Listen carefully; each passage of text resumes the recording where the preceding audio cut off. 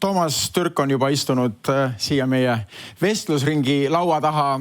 Aitäh selle huvitava sissevaates Tallinna innovatsiooni, aga nüüd räägime sellest kõigest pikemalt ja tutvustan kohe ära ka teised meie vestluses osalejad.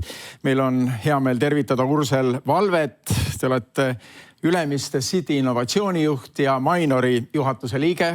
Tervist! Tere. Andres Kollist, Tallinna Linnavolikogu innovatsioonikomisjoni esimees. Tervist! Tere!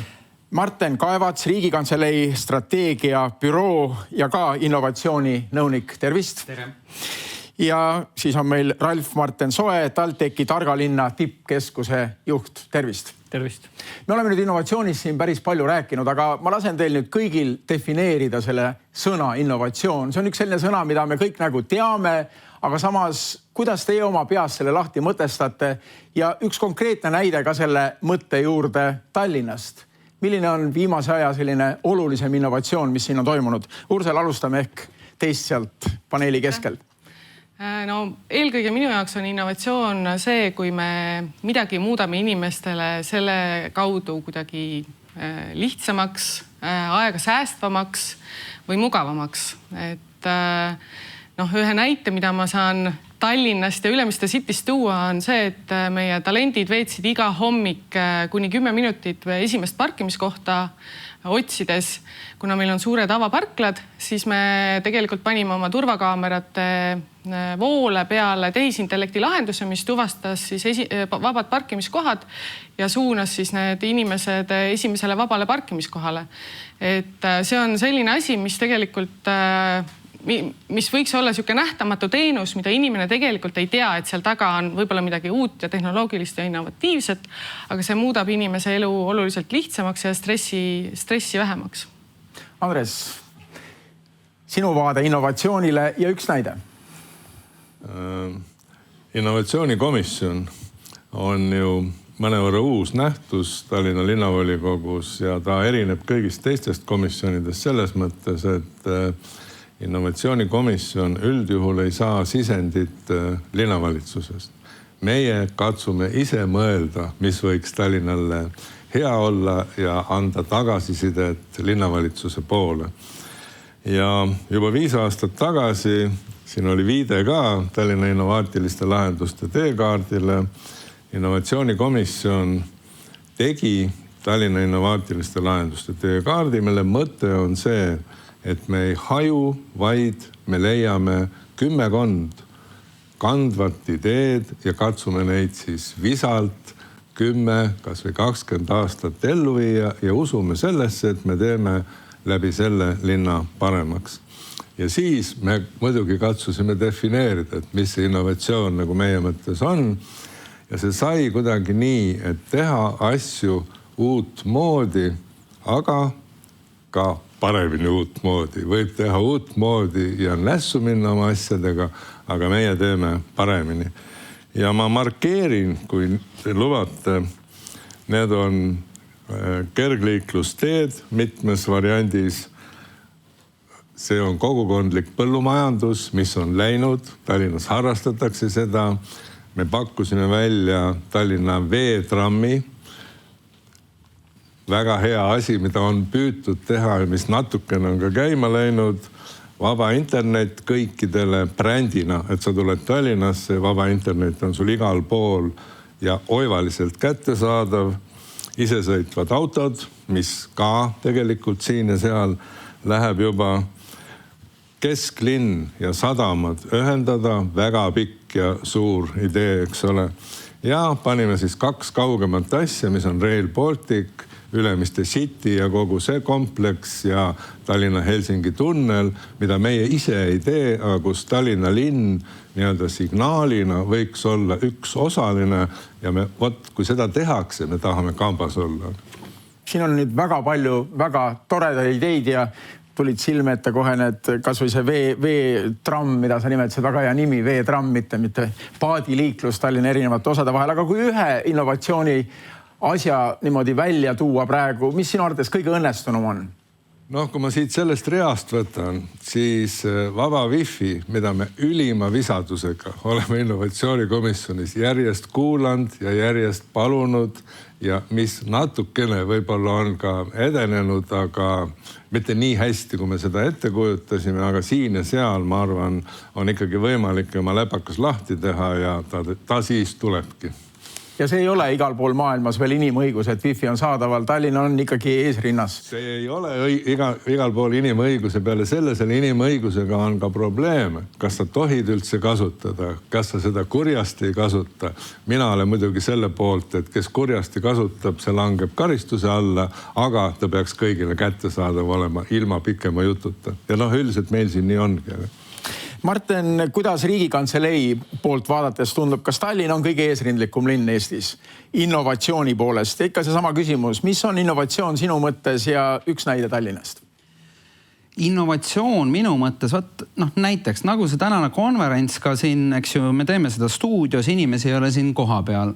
See kõik tegelikult tähendab seda, et me oleme liikumas hüperlokaalsesse elumudelisse. Mis see tähendab, on sisuliselt see, et kui varasemalt innovatsioon juhtus nagu suurtes linnades, et kus siis erinevate inimesed aegalt kohtusid, neil on mingid kõhutunded, mingid ideed ja see tõenäosus, et nad kohtuvad, on näiteks suurem, näiteks ma ei tea, New Yorgis, eks ju, inimesed nagu tänaval inimeste tihedus on üleval, nad nagu kohtuvad.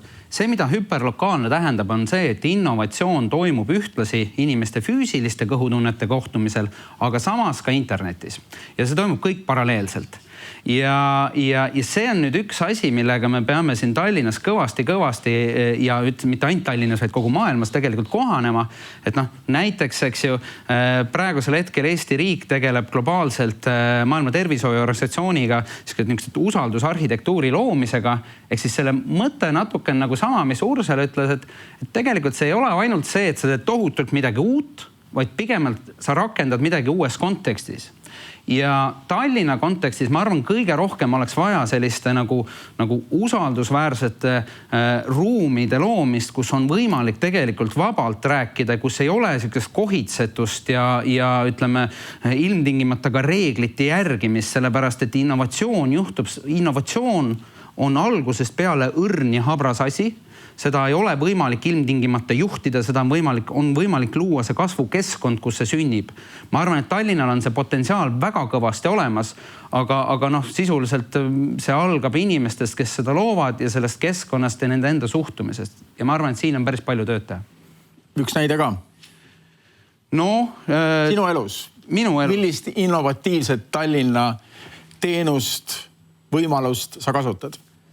Mina, eks ju, mulle väga meeldib see, et ma olen nagu algusest peale viimased 25 aastat nagu aktiivselt nagu aastaringselt jalgrattaga sõitnud, et mulle näiteks meeldib see, et kui ma olen oma jalgrattaluku teinekord unustan maha, eks ju, et ma saan siis selle nagu posti külge panna ja et mul tegelikult ei varastata seda ära, et see on nagu päris suur asi, aga sellest tegelikult asi algab ja tegelikult on vaja meil luua niisugust sõbralikku inimkeskset linnaruumi, kus kõik inimesed tunnevad ennast turvaliselt ja saavad seda aastaringselt teha. Ralf Martin, TalTech on üks meie kõige innovatiivsemaid kohti Tallinnas, ka Ülemiste City loomulikult, aga TalTech on koht, kus ma näiteks sain ilma juhita bussiga sõita, mis oli täiesti omaette elamus. Teil on see innovatsioon nagu selline igapäevane teema, kuna teie üliõpilased tegelevad sellega, teie õppejõud tegelevad sellega. Aga defineeri nüüd samm tagasi astudes, mis on innovatsioon sinu jaoks ja üks näide? Minu jaoks ta on eelkõige millegi teistmoodi tegemine, uutmine, mis ei tähenda seda, et see alati on paremini tegemine, et siin ongi see asi, et Tallinna linna vaates on see, et me tahame tegeleda innovatsiooniga, innovatsioonikomisjoni võtmes ka, me tahame tegeleda innovatsiooniga selleks, et linna paremaks teha. Siis kui me tuleme tagasi, ütleme selle Riigikantselei vaate poole või Martini vaate peale, et siis mõnes mõttes on see ikkagi see keskkond, kus asjad toimuvad. Ja tegelikult tuleb ka öelda seda, et siin on erinevad nagu tasemed ka, et üks on see personaalne tasand, et mida mina saan teha teistmoodi, et mis algab minust, et näiteks kui ma täna otsustan, et ma viin oma lapse iga nädal 3 korda rattaga lasteaeda, mis iganes võtab 7 kilomeetrit, aga ma võtan selle põhimõtteliselt vastu läbi vihma ja lume. See ongi nagu minu enda innovatsioon, minu enda muutus, kui ma seda piisavat aega teen, see ongi nagu see asi, mida ma teen, on ju. Teine asi on see, et tõesti tuleme ülikooli campusesse või tuleme nagu linnakeskkonda, et mida siis nagu ülikool teeb või mida siis nagu linn saab teha, et kindlasti nagu üks hea näide, mis just avati ja mis mulle meeldis, ma ei ole küll selle eeskõneleja, aga on see, et kuidas päikseenergia kaudu kergiklusteid valgustada. Tark teekatend on just valmis saanud ülikooli campusest, tulge kõik vaatama õhtusel ajal, et tõesti särab põleb, on turvaline, valge ja puhtalt nagu taastuvenergia peal ka, et see on kindlasti mingisugune uus asi, mida paljud näinud ei ole, on ju. Linnatasandil on ka kindlasti hästi palju asju, et linn on hästi tugev nagu uute asjade käivitaja, aga mis mina mõtlen nagu viimase 5 aasta jooksul, mis on tõenäoliselt kõige suurem muutus olnud, mis meid kõik puudutab, on igasuguste esmatarbe asjade logistika, toidu, sealhulgas toiduainete, poekorvi, apteegikaupade, aga tegelikult ka valmis toidu nagu logistika, et kui 5 aastat tagasi see oli täiesti absurdne mõelda, et sa kogu asja võid tellida endale koju kontorisse või kus iganes oled, siis täna on see, ütleme, nendele, kellel näiteks väiksed lapsed, on see täiesti igapäevane reaalsus, et kõik liigubki koju ja kuni selleni välja, et Mustamäe piirkonnas ka need robotsõidukid toovad selle pitsa või toidukorvi, et ongi ilma juhita sõidukeid, on ju, et see on, ütleme, maailma mõttes tõenäoliselt kõige unikaalsem asi, mis Tallinnas on, et avatud tänaval on need väiksed robotsõidukid, et muidu nad on küll ülikooli campustes mujal, aga niimoodi, et nad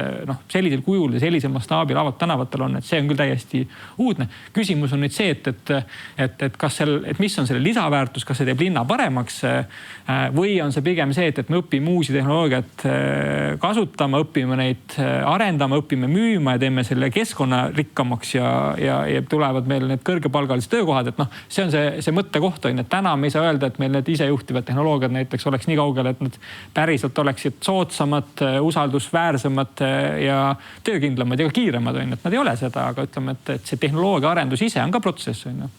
Toomas, sa just rääkisid pikalt innovatsioonist ja see sõna innovatsioon käis pidevalt läbi sinu ettekande ajal. Ma just mõtlesingi, et laseme selle sõna siis ka defineerida. Sinu definitsioon ja üks näide, sa jälgid Tallinna innovatsiooni väga laialdaselt.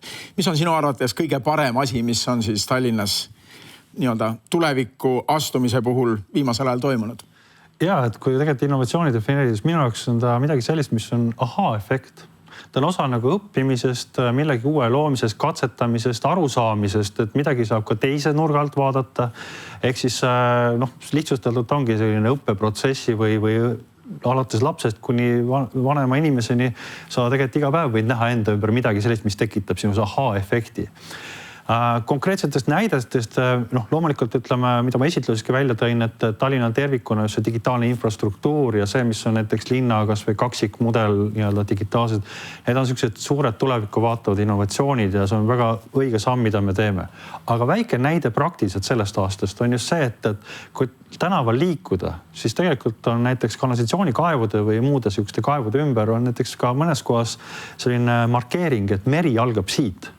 Ehk siis tegelikult tajutakse nagu seda, et kui ma nüüd sinna midagi peaksin poetama ja see kukub sinna, siis tegelikult see võib jõuda merre. Ja see on üks sama näide sellest, et see kogukondlik nii-öelda areng või vaade, kus siis tegelikult juhtuvad asjad, mis pisiasjadest hakkavad peale.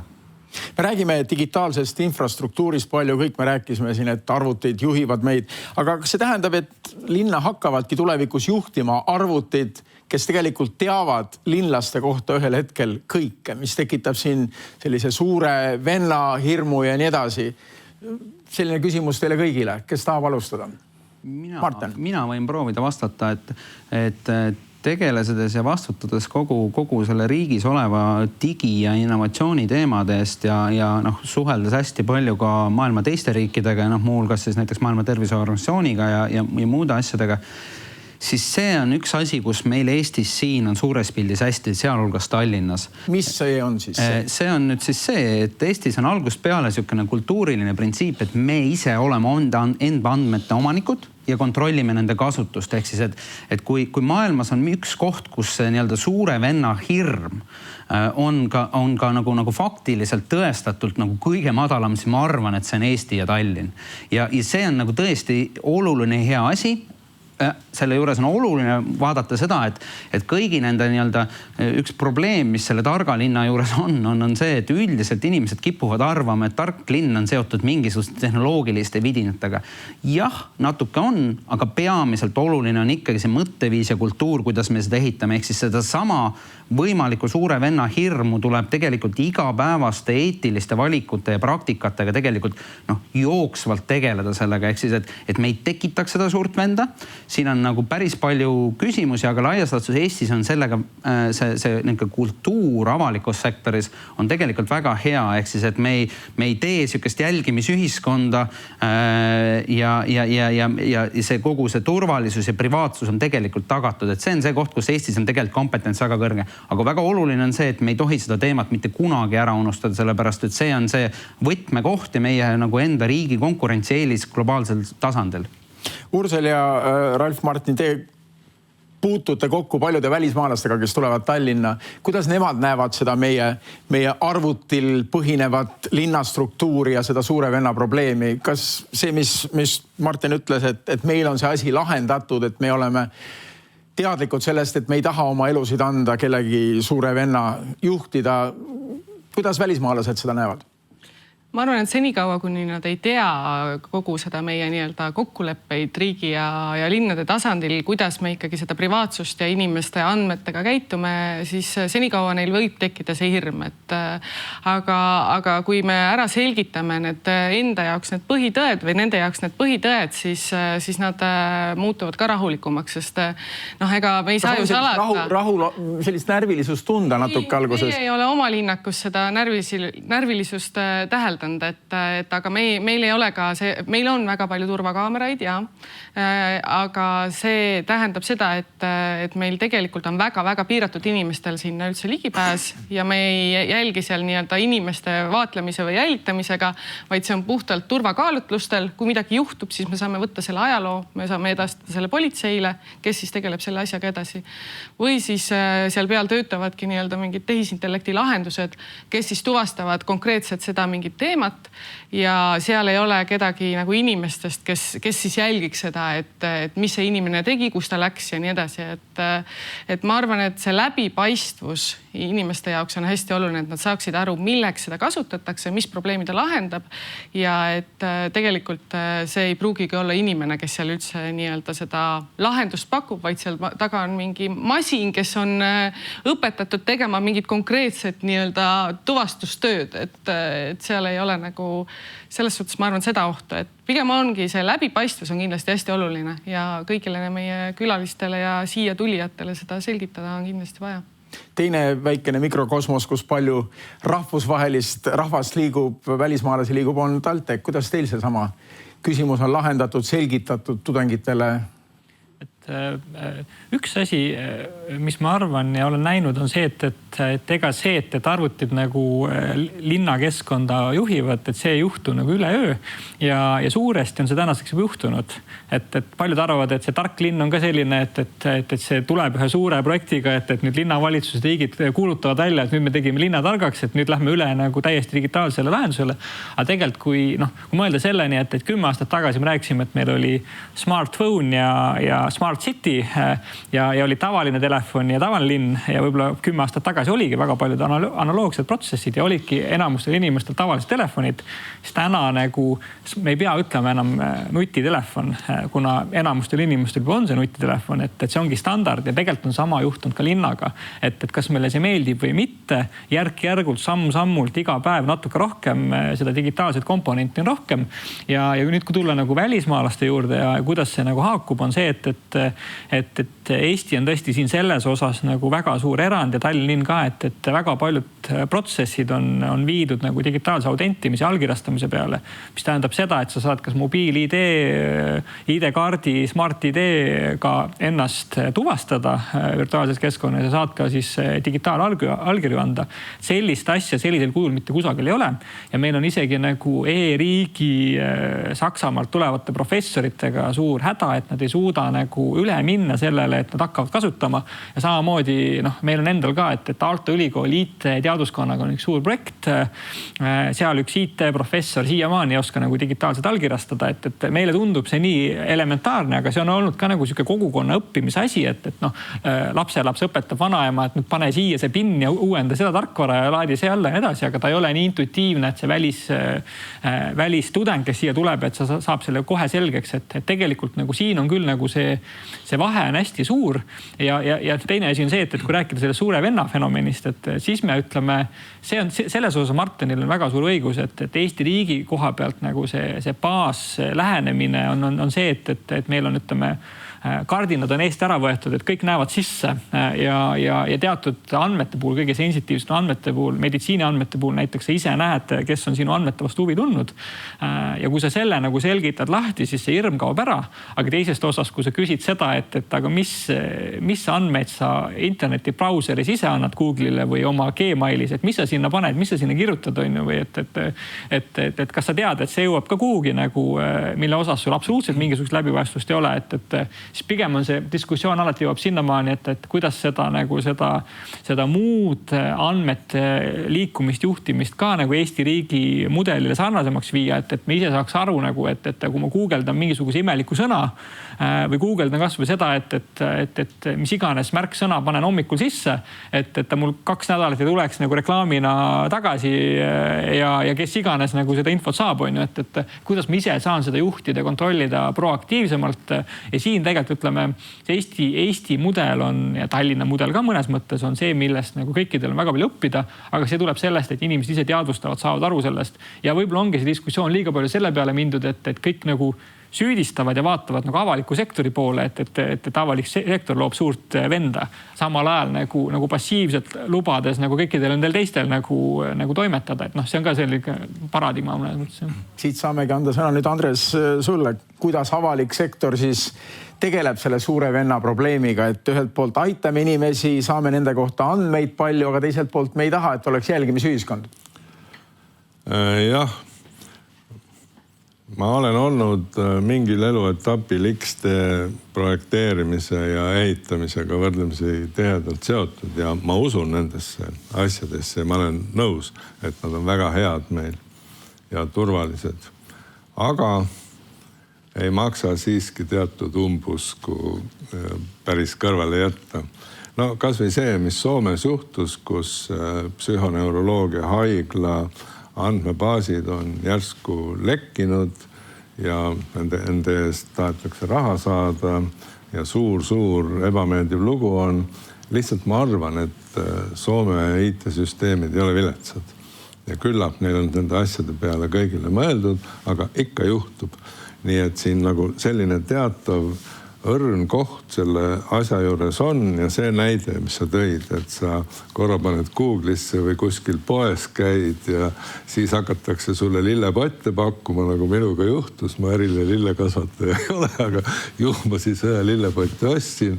No see kõik ikkagi on selline temaatika, kus selle suure venna tekkimise ja tema vaos hoidmise ja selles olukorras elamise asi on, mida iga inimene peab oma enda vastutust väga hästi tundma, aru saama, mis ta teeb ja kahjuks tuleb tunnistada, et kõik inimesed võib-olla ei mõtle seda nii ja siis nendega võivad juhtuda ka väga ebameeldivad asjad. Aga ma tahtsin öelda ühe teise asja aimates, et see jutt tüürib täpselt sellesse ratta, kus ta tüürib. Ja see pealkiri meil oli, kuidas Tallinn saab kõige funktsionaalsemaks ja nutikamaks. Ma vaatasin järgi, õigekeelsus sõnaraamat ütleb, et funktsionaalne on täiuslik. Võõrsõnade leksikon, et ta on otstarbekus ja toimivus. ja siis leidsin veel ametniku sõnaraamatu. Seal on otstarbekus, toimivus ja näide valamu valikul loevad funktsionaalsus ja vorm. Ja linna puhul mina arvaks, et funktsionaalsus on muidugi see, millest meie siin räägime, aga see otstarbekus ja toimivus on midagi muud veel. See ei ole ainult see, et meil on, võiks küsida nii, et miks üks kõrts on täis ja teine ei ole. Kuigi ühes kõrtsis on väga lihtne mööbel ja midagi seal peaaegu ei ole. Teises on kallis interjöör, IT-vidinad, iseteenendavad automaadid, kõik asjad, aga ikkagi on see nii. Ja linnaruumi puhul ma küsiks seda sama, et on kuskilt tekib selle linna hing, see funktsionaalsus, et inimesed tahavad siia tulla ja siin olla, siin tegutseda ja võt selle ära tabamine nii-öelda funktsionaalsuse mõttes on võib-olla veel kindlasti ütleme tegelikult minu arvates veel olulisem kui kõik need abivahendid, mis kaasaegset linna luua aitavad. No ma tahaks ikka neist abivahenditest rääkida, eks me olemegi sellise suure kogu maailmas toimuva eksperimendi keskel, et kuhu need algoritmid meid siis juhatavad, kui palju me anname ära oma isiklikust elust ja oma isikuandmetest nii-öelda avalikku ruumi ja arvutitele teada. Aga Toomas, ma tahaks ikka küsida, sina oled just nimelt Tallinna innovatsiooni ja nende uute programmidega väga otseselt seotud ju. Kui palju siis arvutid juhivad meid tallinlasi iga päev, meie elu? No selles mõttes otseselt nagu siin välja toodud, siis ongi, et on avalik sektor, erasektor, et erasektor andmestik on kindlasti rohkem ja sinna nii-öelda neid andmeid hallates ja sealt kaudu teavet saades on nagu üks teema. Kui võtta nagu puhtalt linnakeskkonnas, siis meil on tegelikult väga tihe seos just nagu nii-öelda linna ja riigi tasemel. Ehk siis linn samamoodi kasutab ju neid samu andmebaase, neid samu tehnoloogiaid, mida tegelikult on riigis välja arendatud. Ja selles mõttes võib öelda, et see turvalisuse tase nagu linnas on ikkagi sama kõrge, kui see on riigis. Kui nüüd mõelda selle pealt, et mis ta nii-öelda juhib, siis loomulikult küsimus on selles, et mis on see nii-öelda linlase vajadus. Et kui linlasel on vajadus ikkagi nii-öelda vaadata, kuhu lasteaeda või kooli lapsi panna, kui on vajadus, ütleme, saada infot, mis linnas täna toimub, kui on vaja näiteks oma teekonda planeerida ja vaadata, et kas mingisugune teetöö või mingisugune suurem sündmus võib takistada, et selline on see teave võib-olla linna poolt, mis siis nagu aitab nagu paremini selles linnakeskkonnas nagu hakkama saada, rohkem seda teavet nagu pakkuda. Sa lugesid nüüd väga palju huvitavaid asju ette ja tegelikult ma mõtlesin, Tallinnas on kõik need asjad ju olemas. Just.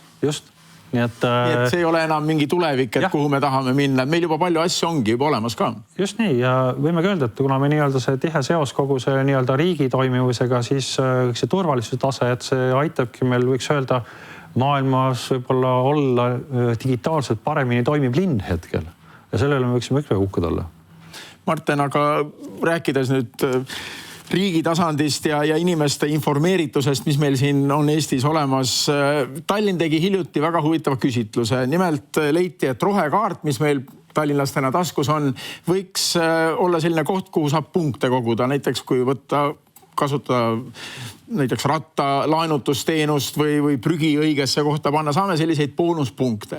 Aga selle küsitluse raames, mis inimestel siis küsiti, et mis aladel neid punkte võiks kulutada, selgus väga huvitav tõsiasi. Paljud inimesed üldse ei teagi, millised digitaalteenused on saadaval.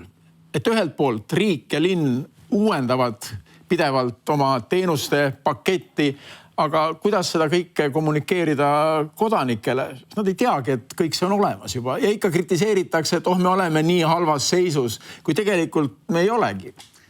Et tegelikult iseenesest see viis ja see tulevikuvisioon, kuidas me riigi digitaalset tulevikku näeme, ongi see, et kõige tegelikult parem teenus ongi see, mida sa isegi ei tea, et sa said. Ja näiteks lihtsalt üks väike näide riigi poolest on see, et me oleme muutmas tegelikult kogu seda printsiipide, tehnoloogiliste disainiprintsiipide viisi, mille eesmärk on laias laastus, ütleme näiteks järgmise 10 aasta jooksul automatiseerida kogu rutiinne bürokraatia läbi kogu elu, ükskõik kas sa oled kodanik, ettevõtja või ametnik, siis ma arvan, et näiteks see võiks olla küll Tallinna jaoks üks huvitav asi, ehk siis, et kui sa nagu kodanikuna tegelikult saad aru, et kõik need mingisugused rutiinsed tegevused, ma ei tea, mul laps käib lasteaias, ta on tasandusrühmas, ta on kakskeelsest perekonnast ja ta nagu logopeed on ja värk. Ja seal on mingisugused bürokraatlikud pügalad, kuidas sellel lapsel on. Ja jumala eest, ma ei tea neid nüansse, aga minu naine nagu on väga põhjalikult käinud kogu selle tabeli läbi, eks ju. Aga see, mis me nagu riigi poolt tegelikult oleme tegemas ja Tallinnal ka üleskutse oleks see, et tegelikult kogu selle nagu siukse nii-öelda võtta eesmärgiks kogu selle rutiinse bürokraatia ära automatiseerimine ja see, et näiteks see inimene ei tea, et kas see siuke teenus on või ei ole.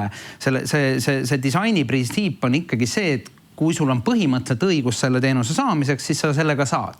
Ja tegelikult ei olegi oluline nagu see, et kas inimene ilmtingimata teab. Ma saan aru küll, et praegusel hetkel on see probleem ja inimesed ei tea ja nagu ka mina nende lasteaia tasandusrühmade asjade puhul. Aga lõpuks ma arvan, see nagu kohaliku omavalitsuse teenus ja sealhulgas ka riigi teenus võiks olla umbes samasugune nagu praegusel hetkel on valgusfoor. Eks see on mingi asi, mida inimesed võtavad täiesti loomuliku asjana, nad tegelikult ei teadvustage, et see tuleb meie maksumaksja raha eest. Aga muu hulgas lõpuks, ma ei tea, ranitsa toetusest kuni mingisuguse, ma ei tea, kogukonna kaasava projektini, millega siis mingis piirkonnas elavad inimesed saavad ühiselt linna rahakotti kasutades mingisuguseid ühiseid asju teha. Et tegelikult see võikski olla kõik siuke nähtamatu ja sujuv teenus, et ma arvan, et me võiksime liikuda sinna poole. Toomas tõstis sõrme üles, tahtsid lisada? Siin tegelikult üks hea näide ju sellest on tegelikult inimese sünd, et mis on selles mõttes linnahaiglas toimuv tegevus, kus nii-öelda registreeritakse see sünd, mis satub siis rahvastikuregistrisse, mis omakorda nii-öelda annab siis ka teabe linnale, et planeerida oma tegevus ja see on just nagu väike näide, mis sellegi eluea vaates nagu võiks olla siuke alustav protsess, et kus kõik oleks nähtamatult toimiv, et värske lapsevanem ei pea nagu tegelema bürokraatiasse süübimisega. Aga hästi oluline on see, et see asi juhtub ainult siis, kui meil on siin talente ja andeid. Ja need inimesed tegelikult tänapäeval on need linnakeskkonnad tegelikult konkureerivad puhtalt oma enda elukvaliteedi tõttu. Selles mõttes, et kui meil praegu nagu IKT-sektor kogu Eesti SKP-st moodustab kuskil 5%, siis järgmise 5 aastaga on see kuskil 25%. Ja kus see juhtub siin Tallinnas, see juhtub Tartus. Aga hetkel meil on vaja kvaliteetset inimkeskset linnaruumi selleks, et me saaksime neid talente ka hoida ja kaitsta. Annangi sõna Urselile. Teie olete just selline koht Tallinnas, mis meelitab talente välismaalt. Mis on siis teie nii-öelda võtme meelitussõnad? Miks talent võiks tulla ja peaks tulema Tallinnasse? No ma jätkaks võib-olla korra veel Martini mõtet, et tegelikult see kaasav kogukond on see, millega tegelikult linnad peavad tänasel päeval hakkama järjest rohkem arvestama. Defineeri, mis on kaasav kogukond? Me püüame siin hästi lihtsalt inimestele selgitada, mis need terminid on, millest me räägime. Et põhimõtteliselt, siin kolleegid võivad täiendada veel, aga põhimõtteliselt see on see, et inimesed saavad pakkuda oma ideid, mida nad tahaksid linnas näha, linnaruumiliselt näha, milliseid teenuseid nad tahaksid, kuidas nad tahaksid, et teenus oleks veel parem, veel mugavam ja et päriselt linnal oleks seal taga protsess, et neid arvamusi arvesse võtta, neid nii-öelda läbi sõeluda, samamoodi siis nii-öelda panna prioriteetide järjekorda, millal midagi arvesse võetakse ja ellu viiakse. Et ma arvan, et kui me räägime nendest talentidest ja nendest talendi meelitamistest, siis need talendid tahavad oma keskkonna osas nagu kaasa rääkida. Ja meie Ülemiste City's püüame järjest rohkem sellist kaasava kogukonna teemat luua. Me oleme loonud rahvusvahelise maja, mis tegelikult tuli ju koostöös linna ja riigiga, et mis tuli tegelikult just ettevõtete personalijuhtide probleemist, et nad pidid käima läbi ametite üle linna, ja see võttis väga-väga palju aega. Me võtsime nende idee, võtsime laua taha linna, riigi, erinevad ametid ja tegime selle koos ära. Samamoodi siis nüüd on meil tulemas nii-öelda personaliarendusprogramm koostöös ülikoolidega, kus ettevõtted tegelikult tahaksid saata oma talente arenguprogrammidesse või arendada neid edasi mingites valdkondades. Me võtsime Eesti ülikoolid kokku ja pakume koolituskrediiti, et nad saaksid saata oma talendid siis õppima. Et ma arvan, et see ongi see põhiline, et me kuulaks oma kogukonda, me võtaks nende soove ja vajadusi arvesse, on see siis rohelisus, rattateed ja nii edasi. Ja me päriselt näitame, et me teeme neid asju ära. Mitte nii, et me teeme strateegiat, me kogume ideed kokku, aga tegelikult see, kuidas seda implementeeritakse, jääb kuskile nii-öelda taustale ja keegi tegelikult võib-olla ei teagi, millal ja kuidas see siis päriselt ellu saab. Sest kui sa inimest kaasad, siis tal tekib automaatselt soov, et ta saab aru, millal see juhtub. Ma küsiks, Andres, sinu käest kaasava eelarve kohta. Tallinn kavatseb seda nüüd ka tuleval aastal esmakordselt rakendada. See sõna kaasav on siit nii palju läbi käinud. See on konkreetne näide, et inimesed saavad oma linnaosades ise esitada ettepanekuid, mida võiks seal teha ja linn aitab neid. Ma ütleks nii, et see kaasav eelarve kindlasti on selline asi, mis inimesi kaasab, mille puhul võib loota, et sealt siis tulevadki sellised asjad, mida kohalik kogukond tahab. Aga seal on ka nagu teine pool, et ütleme teatud siukene suur planeerimine ja killustatuse vältimine, see peaks ka olema. Nii et ma ei oska öelda, kus see õige tasakaalu koht on, aga ütleme kaasavate eelarvetega ja hääletamise kaudu kogu linna arendada siin, seda nagu ei kõlba siin öelda, eks ole, ei saa nagu liiale minna, kuigi see on selge, eks ole, kui mingi kogukond tahab liivakaste või koerte jalutusväljakuid või seal on pinke puudu, need ei ole ka liiga strateegiliselt kallid asjad, siis neid kindlasti tuleb teha ja seda tuleb arvestada, inimene tunneb ennast paremini. Aga samas on mingisugused läbivad jooned, mida ikkagi tuleb strateegiliselt otsustada. Seda ainult rahvahääletusega teha ei ole võimalik. No siin ongi konkreetselt ju näide, et inimesed saavad konkreetseid projekte, paluda konkreetsetele projektidele raha, nii et tegelikult siin ei räägitagi sellest, et nad hakkaksid linna arengut kuskile tulevikku suunama, aga Martin? Absoluutselt nõus Andresega, ehk siis, aga ma arvan, et siin koha peal ongi tegelikult see on ühtlasi nii riigi kui ka tegelikult linna ja meie siin kohaliku kandi üldse probleem. Sest ma arvan, et meil tegelikult puudub igasugune strateegilise planeerimise kultuur kui selline, ehk siis ma olen 100% nõus, et väga palju teemasid on need, mis peab tegelikult keskselt ekspertide poolt andmepõhiselt otsustama. Aga probleem ongi natuke selles, mida Ursel ka välja tõid, et ilusad pabereid võib ju kirjutada, aga kui see reaalsusega kuidagi kokku ei lähe ja otsused kusagil tagatoas sünnivad niimoodi täitsa arusaamatutel asjaoludel, et siis ongi probleem. Ma arvan, et see on see koht, kus on nagu hästi palju arenguruumi ja kus see sama nii-öelda tark linn tegelikult saabki aidata, ehk siis anda need andmed, mis võtta selle otsuste aluseks ja läbi selle tegelikult tehagi neid strateegilise planeerimise otsuseid palju-palju targemalt. Toomas Kiires. Ja just selle nii-öelda praktilisuse poole pealt, et ellu viia, siis ma arvan, et linna kõige parem näide ongi see, et ta saab toetada neid uusi algatusi. Et on selleks näiteks kas või see, et planeeritakse filmilinnakut Tallinnasse, on see näide, et tekivad uued näiteks professuurid, uued tippkeskused, on näiteks juba aastate jooksul ka mingisugused prototüüpimisfondid loodud, et kõik see, mis puudutab näiteks kas või tulevikuvaates just rohepöörde jaoks nagu toetuste või võimaluste pakkumist, et pisiasjadest, aga linnal on siin võimalus nagu läbi oma tegevuste seda toetada. Ja ka need samad kogukondlikud üritused, mida ma omas esitluses ka mainisin, et kui võtame Tallinn Music Week või võtame siis konkreetselt Robotex või teisi näiteid siin, siis nad on sellised nagu koostööplatvormid, kus jällegi nii-öelda see kaasamine ja see asja edasiviimise ideed tekivad. Aga öelge, kas tallinlased on innukad osalema? Sa ütlesid, et selline strateegilise poliitika kujundamise kultuur meil on suhteliselt nõrk. Kui mõelda näiteks Kopenhaageni peale, rääkida oma tuttavatega, seal nad teavad täpselt, kus nad saavad oma sõna öelda ja neid ideid arvestatakse. Kas meil on innukus olemas kodanike poolt ka juba? Minul on selline tunne, et jah, osaliselt on, aga väikse kogukonna tõttu meil kipub olema see, et ajakirjanduses või Facebookis sa saad oma selle kodaniku aktiivsuse ära teha. Aga see tegelikult niimoodi ei tööta ja meil puuduvad need nagu, ütleme, käepärased, mugavad tööriistad ja selle üheks väga suureks probleemiks ja takistuseks on see, et bürokraatidel on probleem suurenenud halduskoormuseks. Nad arvavad, et tuleb tohutult palju ja nüüd tuleb tegeleda. Aga tänapäevaste vahenditega on võimalik kogu see protsess disainida tegelikult selliselt, selliselt, et pigem see on nagu niisugune nagu noh, et see ei suurenda halduskoormust, et kogu see niisugune ütleme, protsessi demokratiseerumine saab toimuda hoopis teistmoodi. Aga eelkõige on see, et meil puudub nagu tellija sellisteks nagu kogukondliteks ja mitte kaasavateks, vaid osalevateks lahendusteks. No linn on nüüd tellinud kas või see rohekaardi näide ja siin on teisi ideekoorijaid ka toimumas. Ei, häid näiteid on, aga mis need tööriistad võiksid olla? Sa ütlesid, et meil puuduvad tööriistad. Ma arvan, et selline klassikaline koosloomeline poliitika kujundamine on niisugune bürokraatlik selle ütlemine. Aga kuidas see lihtsalt oleks reaalses elus? Rahvakoosolekud? Kindlasti ka rahvakoosolekud, aga selle jaoks on tegelikult, ma arvan, et kõigepealt on vaja koondada kokku kõik need andmed, mille põhjal me üldse otsustame, et praegusel hetkel seda tehakse kampaania korras, et teeme seda või teeme teist.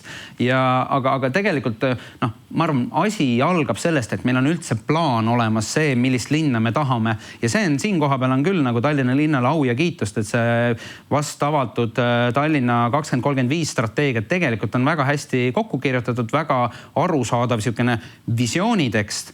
Nüüd tuleb see kõik asi kanaldada päris praktikasse ja ütleme, siin on nagu tööd hästi palju veel. Huvitav, et täpselt samadel teemadel oleme arutanud TV3 saates Tallinna kodanikud, kus oleme rääkinud väga palju rattastrateegiast ja Tallinna rattasõbralikumaks muutmisest. On inimesi Tallinnas, kes ütlevad, kui rattaprobleem ära lahendada, et Tallinnas saab paremini rattaga sõita, siis ongi kõik probleemid lahendatud ja peatänava võiks ka ehitada. Aga strateegia on olemas, selle poole liikumis on aeglustanud mitmed detailid, nii et nagu sa ütlesid, suured pildis on meil tegelikult ideid küll, aga lihtsalt tuleb lahendada see mikrostruktuur ära, kuidas sinna minna. Et see üks peamisi teemasid, mis on tegelikult olnud, sest need küsimus ei ole absoluutselt rahas ruumi ulatuses, ehk siis kas meil on kitsad teed või laiad, mida iganes. Küsimus on selles, et kas uued mõtted mahuvad pähe või mitte. Ja see on see, kus tegelikult nagu praktikas ei ole väga palju muutusi toimunud.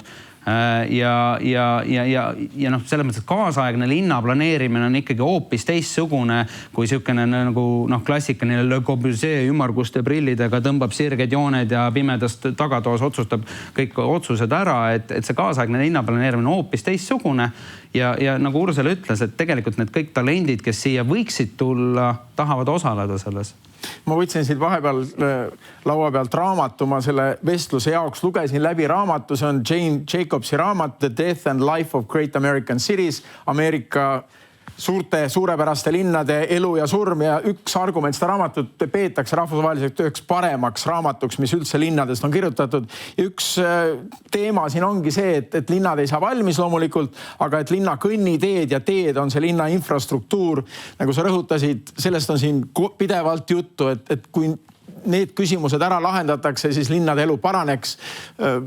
Ameerikas on seda arutatud selle raamatu põhjal 100 aastat ja ikka ei ole lahendusi tulnud, nii et see, et me Tallinnas töötame nende lahenduste kallal, see on kõik loogiline ja õigustatud. Ursel, sa tahtsid lisada? Ja, ma tegelikult tahtsin täiendada veel seda mõtet, et arengustrateegia tõesti on nagu väga inspireeriv dokument ja ka meie Ülemiste City on oma väärtused ja arengustrateegia ju ka kokku kirjutanud ja see on väga ühtiv ja kuna me olemegi Tallinna osa, siis see peabki loogiliselt kõik ühte minema. Aga ma leian, et tegelikult linn võiks nüüd selle arengustrateegiast astudagi sammu edasi, teha konkreetsed tegevuskavad, panna mõõdikud. Ma tean, et seal on mõõdikud on tihtipeale nii-öelda ka linna elanike rahulolu, aga kas see on ainus, kas me saame rohkem nii-öelda oma andmeid kasutada nende mõõdikute jaoks ja kuidas siis nii-öelda me saame teatud mõttes reaalajas siis aru, et me oleme sinna strateegiliste eesmärkide poole liikumas. Ja kuidas siis kasutada ka neid andmeid, mis ei ole nii-öelda süstematiseeritud andmed, ehk siis see Facebooki tagasiside arengukava 2035-le. Kuidas me süstematiseerime seda andmestikku ja võtame seda ka nii-öelda kogu aeg tagasisidet antavat, mis toimub kuskil sotsiaalmeedias, siis nii-öelda linna arengusisendina. Et need rattaaktivistid on väga hea näide Facebookis. Nad kogu aeg tõstatavad neid probleeme, aga kuidas siis linn nagu saab seda andmestikku kasutada oma arengu hüppeks? Andres?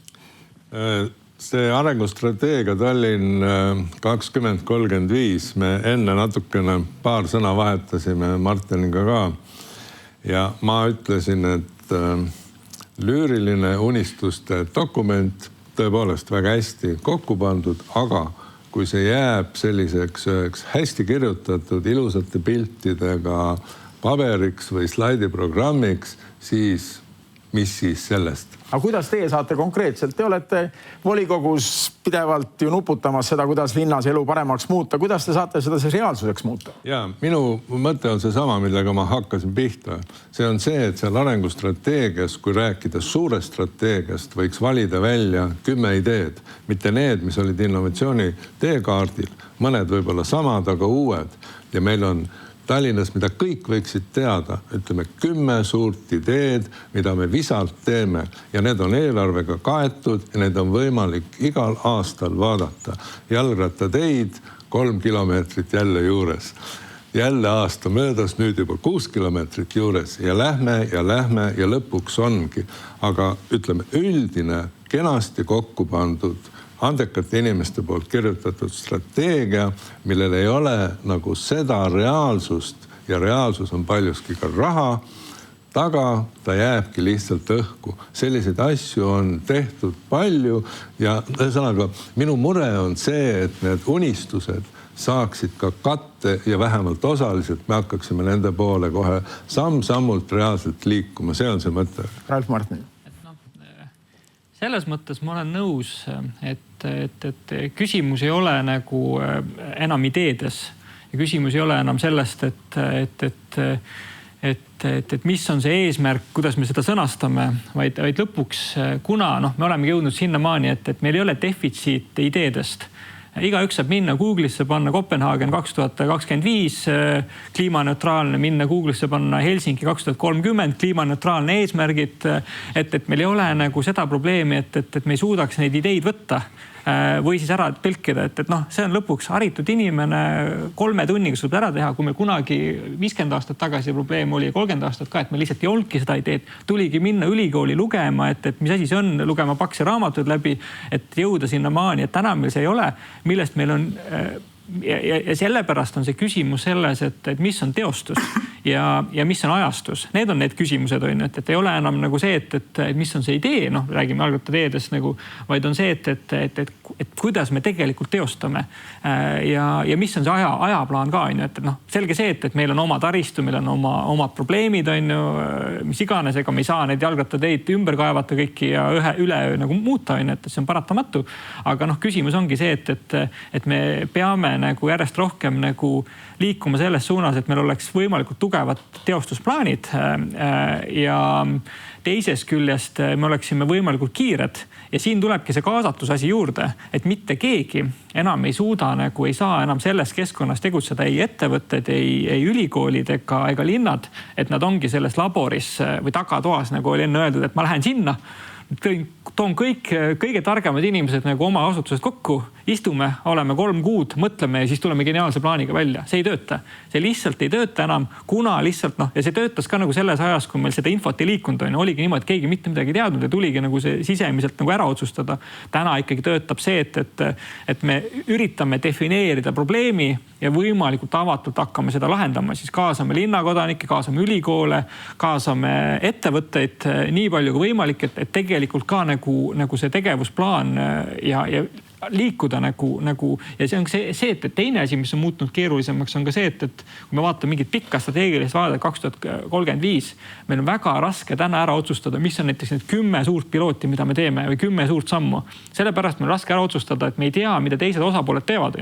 Oleme linna vaatevinklist, ütleme, hakkame kergliiklusteed ainult arendama, tuleb äkki 2 aasta pärast tuleb mingi uus nutivigur, või uus mingi ühistranspordi lahendus, mis keerab seal tagurpidi, me siis nagu nüüd 20 aastat arendame ainult seda, Sellepärast on see, et me pidevalt oleme paindlikud ja see on jõudnud meile ülikooliga kohale, et ülikoolid peavad samamoodi muutuma, et ülikoolid on selgelt aru saanud, et meil ei ole ka enam see, et me istume laboris nagu ja siis tuleme nagu nende geniaalsete asjadega välja. startup'id, inimesed tänavalt teavad palju paremini oma probleeme ja on palju paremad testijad nende sellele funktsionaalsusele. Et istud sa ülikoolis, kuidas sa suudad näiteks ülikoolis läbi mõelda, et milline on kõige parem nagu jalgrattaliikluse skeem. Et sa võid küll mõelda, sa võid nagu panna sinna 1 kuu, sa võid panna sinna 10 aastat üksinda paberil nagu läbi mudeldada, ilma et sa lähed tegelikult seda katsetama või inimestelt küsima või proovima, et paned nagu ühe jalgrattaparkla ühte kohta, paned teise kohta, võrdled on ja saad selle infot. Et sellepärast ongi see, et meie suund ka tippkeskus, Targane tippkeskus on täpselt see, et me saame selgelt aru, et me peame oma esiteks teadusarendustegevusega olema rohkem kaasavad ja me olemegi seda läinud, et me küsime täna ka sisendit oma suurtele investeeringutele, et igaüks saab tulla, anda ideed, et ei ole enam niimoodi, et vähemalt meie tippkeskuse puhul, et me oleme Eesti majanduses täiesti sõltumata ja teeme seda sellist teadusarendust, mis absoluutselt ei puutu asjasse, vaid igaüks saab tulla, anda oma sisend ja me reaalselt viime kõige paremad ideed ellu. Et see on nagu olulisemaks muutunud ja lõppkokkuvõttes ongi see, et see ajastus nagu, et milline idee, millal teostada on kõige olulisem, aga seda on väga raske nagu niimoodi ise üksinda seda ette planeerida, ette mõelda nagu. Enne kui ma veel Urselile annan sõna, defineeri või räägi lahti see tippkeskus, et see on väga kõlav nimi. Toomas märkis ka oma ettekandes, et sellest tuleb juttu. Millega te siis tegelete seal tipus? Oleme siis uus teadusarendus Eesti-Soome partnerite poolt loodud, mille eesmärk on siis kõige lihtsamalt öeldes uued lahendused tuua Eesti linnadesse. See on, ütleme, meie nagu mõte, meie nagu missioon. On siis Staltech ja Soomes siis? Jah, meil on ka Aalto ülikool, meil on ka üks Helsingi linnale kuuluv innovatsiooni-ettevõte, meil on ka Majandus-kommunikatsiooniministeerium, Tallinna linnu strateegiline partner juures, et me oleme Eesti-Soome tippkeskus, me tegeleme ka linnadega üle Euroopa, üle maailma, aga ütleme, see Eesti kontekstis meie kõige suurem tegevus on see, et me praegu valmistame ette sellele, et tõesti, et mis on need tuleviku väljakutsed, kus me saaksime uute tehnoloogiatega sekkuda ja uusi siis selliseid isejuhtivaid bussiprojekte või ligi nullenergia projekte või käivitada. Et see on see meie kõige suurem nagu ambitsioon ja me teeme seda, esiteks me teeme seda täpselt nagu kaasates linnasi. Et me oleme sellest aru saanud, et linnadel on parem vaade sellesse, et millised on nende tuleviku väljakutsed. Me isegi ei ole huvitanud sellest, et milline on näiteks Tallinna linna nagu ühe tänava probleem, et see ei ole, ütleme, meie teadusarenduse mõttes nii oluline või et ühes majas Tallinnas puhub tuul läbi, et see ei ole meie jaoks nagu väljakutse. Aga kui me teame seda, et suurel hulgal omavalitsustel on probleem kaugküttevõrguga, on probleem majade soojapidavusega ja nutika juhtimisega, siis me teame, et okei, see ongi meie tuleviku väljakutse, millel me peame neid ideid looma ja me ei tulnud nagu selle peale sisemiselt, vaid lõpuks nagu see oli see sisend, mis me linnadelt saime. Ja teine asi, mis on hästi oluline, on ka see, et tulles nagu ütleme teadusmaailmast nagu, et ongi täpselt see, et enam nagu ei ole niimoodi, et need kõige paremad ideed ilmtingimata tulevad ülikoolidest ja ei ole niimoodi, et ülikoolid on siis teadmiste nagu monopol. Et tegelikult inimene, kes tunneb nagu või on avatud tehnoloogiatele, isegi kui ta ei ole teadlane, isegi kui ta ei tööta kusagil IT-firmas, nagu võib tulla palju huvitavama ideedega välja kui terve grupp professoreid. Et lõpuks võib-olla temal on lihtsalt mingisugune eelis, miks ta seda teeb. Et sellepärast me olemegi nagu ka võtnud selle, et strateegiliselt, et igaüks saab tulla, osaleda ja anda idee ja me lubame, et see ei ole puhas ideekonkurss, vaid me reaalselt investeerime siis kuni 1,5 miljonit eurot igasse pilooti, mis me ellu viime, et päriselt ka tuleme nendega nagu Eesti linna tänavatele. Ursel. Ja, ma tahan Andrest veel täiendada, et tegelikult kui me juba teeme kaasavat arengustrateegiat ehk me arengustrateegiasse küsime inimeste tagasisidet, siis inimestel on ootus, et linnal on seal vahendid, et seda lubadust nii-öelda, mis seal strateegias on ellu viia. Ja teine asi, see rattateede teema, et me räägime küll kilomeetritest, mida me loome aga kas me mõõdame vastu ka seda, et kas inimeste käitumisharjumused muutuvad? Mida me teeme selleks, et inimeste käitumisharjumused muutuksid? Kuidas me teadvustame seda? Et me Tartu Ülikooliga oleme ellu kutsunud sellise terviseuuringu, kus me analüüsime siis niisugust 3x3 mudelit, kuidas keskkond, ettevõtluskeskkond või ettevõttekeskkond ja inimene ise mõjutavad tema vaimset, füüsilist ja sotsiaalset tervist. Ja seal tuleb see ratta teema nagu ka väga tugevalt esile, et tegelikult me peame inimeste käitumisharjumusi hakkama muutma, nagu Ralf ütles, ja seda peaks linn mõõtma ka, mitte ainult neid kilomeetreid, sest kilomeeter ise ei anna seda muutust. Andres. Ma tahtsin öelda, et siin on nagu 2 väga olulist poolt. Üks on visioon, suured unistused, mis on väga oluline, ja teine on see, mida me siis nüüd päriselt teeme. Ja rattateede puhul ma arvan nii, et kui on rattateid ja neid on rohkem ja nad on turvalised ja head, siis tekib ka kasutajaid. Neid tuleb pakkuda ja viia inimesteni, küll siis neid ka kasutama hakatakse. Kui nad on nii, et sul on üks väike riba bussi kõrval, siis see nagu on rattatee, aga ma nagu oma lapsele või lapselapsele ütleks küll, et ära sinna mine, eks ole. Nii et jah. Teeksime nüüd lõpetuseks veel ühe ringi ja igaüks saab öelda lühidalt. Me rääkisime sellest, et suured ideed on olemas, aga kuidas nendeni jõuda? Mis on siis need tõkked, mis tuleks ületada? Meil linlastena, oma teadvuses, linnaplaneerijatel, kui igaüks saaks teha ühe väikese ettepaneku? Jah, et üks asi on see, et me nii-öelda linna vaates peame lihtsalt oma tegevustes näitama, et need tegevused tõesti on meil plaanides ja me viime neid ellu.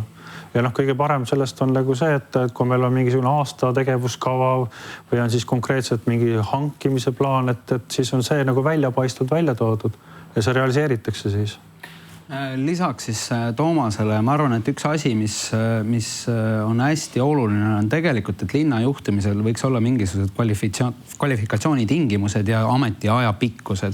Ehk siis, et meil ei vastutaks nagu mingisuguste valdkondade eest inimesed, kellel puudub igasugune eriolane või kompetentne haridus selle koha peal ja et nende tööaeg mingil hetkel saaks läbi. Ma arvan, et riigis on selline nagu personalipoliitika väga hästi töötanud. Ma arvan, et linnas oleks ka sellest palju abi. Ja mina omalt poolt ütleks seda, et tegelikult see arengustrateegia juurde tagasi tulles, et me Ülemiste Cities oleme kindlasti valmis seda arengustrateegiat nii-öelda kaasa mõtlema, kuidas me saaksime sinna koos nii-öelda numbrilisi eesmärke, mõõdikuid ja kuidas me siis katsetame või piloteerime neid ideid, mis sealt arengustrateegiast tuleb koostöös siis TalTechi ja linnaga, et kindlasti sihuke katsetamine on innovatsiooni üks osa ja isegi kui pooled katsetused lähevad luhta, siis meil see teadmine sealt pealt on ikkagi see väärtus, millega edasi liikuda. Mina arvan seda, et selle kaasava eelarvega võib natuke sammu edasi astuda või isegi nagu tagasi, kuidas võtta, et viia see linna sisse ka. Et meil on tegelikult väga suur probleem nagu linna poolt seespoolt vaadates, et on osakonnad, kus on igasugused ideid, et on väike probleem nagu, et või prooviks midagi uut, et see võib olla lõpuks ka mingisugune 5000 eurot või 10 000 eurot või 20 000 eurot, mis see maksab, ja siis nagu, et selle kaasamine linnasiseselt nagu see protsess on nii keeruline, see on üldse nagu see finantsjuhtimise pool ka, et kui meil on päris nagu mõte, nagu, et testiks ära mingisuguse idee, transpordi, energia, mis iganes valdkonnas, et meil oleks ka nagu linnasiseselt võimalik hästi kiiresti seda minna tegema ja saades aru, et need ongi need nagu riskitegevused, et võime ka kiiresti aru saada, et see ei tööta. Et mitte ainult väljapoole see, vaid võiks olla ka sissepoole. Andres. Üks äärmus võiks olla, et me ütleme, et linn areneb ise, teine äärmus on plaanimajandus või valgustatud diktaator, kes seda arendab ja juhib targalt. Ja ma arvan, et meie tarkus võiks olla leida õige tasakaal nende kahe vahel.